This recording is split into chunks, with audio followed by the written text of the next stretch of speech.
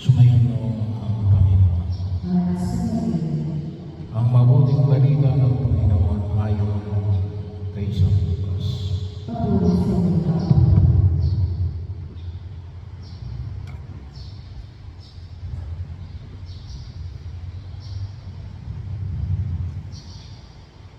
Dumating naman ang isang Pariseo.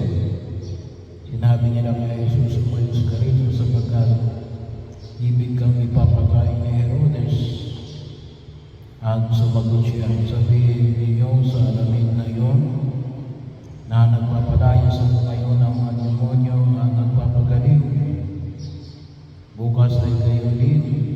Sikat ng araw, katapos kong aking gawain, ngunit dapat kong magpatuloy sa aking lakad ngayon. Bukas at sa makalawa. Sapagkat hindi dapat mamatay sa labas ng Jerusalem ang isang propeta.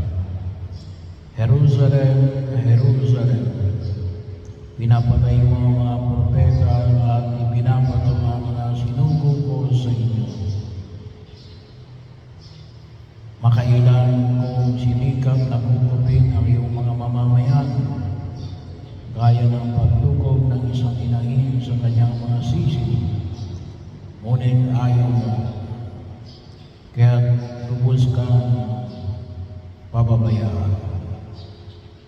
Sinasabi ko sa iyo, hindi mo ako makikita hanggang sa dumating ang oras na sasabihin mo, pagpalain nawa ang dumarating sa pangalan ng Panginoon.